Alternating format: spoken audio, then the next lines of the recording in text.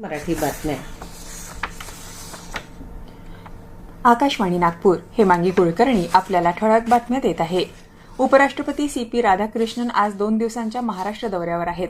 नागपूर इथल्या महर्षी व्यास सभागृहात आज आयोजित भारतीय युवा संसदेच्या 29व्या राष्ट्रीय अधिवेशनाच्या उद्घाटन समारंभाला ते उपस्थित राहणार आहे.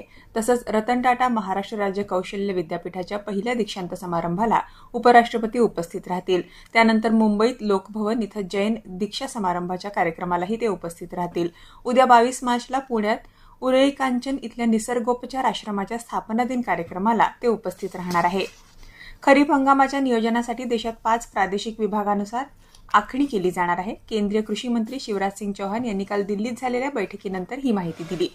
खरीपाच्या आखणीसंदर्भात प्रादेशिक परिषदा होतील. त्यामध्ये अधिकाऱ्यांसोबतच कृषी शास्त्रज्ञ, शेतकरी उत्पादक संघ आणि प्रगतिशील शेतकऱ्यांचा समावेश असेल, असंही चौहान म्हणाले. यंदाच्या रब्बी हंगामात गहू तसंच धानाचं उत्पादन समाधानकारक झालं आहे. यासोबतच शेतकऱ्यांनी उत्पादित केलेल्या कडधान्याचीही पूर्ण खरेदी केली जाईल, अशी ग्वाही त्यांनी दिली. गेल्या काही दिवसांपासून देशाच्या विविध भागात गारपिटीसह पावसानं कापणीला आलेलं तसंच कापणी झालेल्या पिकांचं तसंच फळबागांचं नुकसान झालंय. या नुकसानीचे तात्काळ अंदाज घेण्याचे निर्देश पीक विमा विभाग पाहणाऱ्या अधिकाऱ्यांना दिल्याचं देखील ते म्हणाले. LPGचं देशांतर्गत उत्पादन स्थिर असून पुरेसा साठा उपलब्ध असल्याची माहिती पेट्रोलियम मंत्रालयाच्या संयुक्त सचिव सुजाता शर्मा यांनी दिली आहे. त्या काल दिल्लीत पत्रकार परिषदेत बोलत होत्या. गेल्या आठवडाभरात व्यावसायिक LPGचा 11,300 टन साठा उपलब्ध झाल्याची माहिती त्यांनी दिली. घरगुती ग्राहकांना LPGवरून PNG अर्थात पाईप गॅस जोडणीकडे वळण्याचं आवाहन त्यांनी केलं. दरम्यान जागतिक स्तरावर कच्च्या तेलाच्या किमती वाढल्यामुळे देशात प्रीमियम पेट्रोलच्या किमतीत प्रतिलिटर 2 ते ₹2.25 रुपयांनी वाढ झाली आहे. औद्योगिक वापराच्या डिझेलच्या किमतीत 22 रुपये प्रतिलिटर वाढ करण्यात आली आहे. सर्वसाधारण पेट्रोल आणि डिझेलच्या किमतीत अद्याप कोणतीही वाढ झालेली नाही.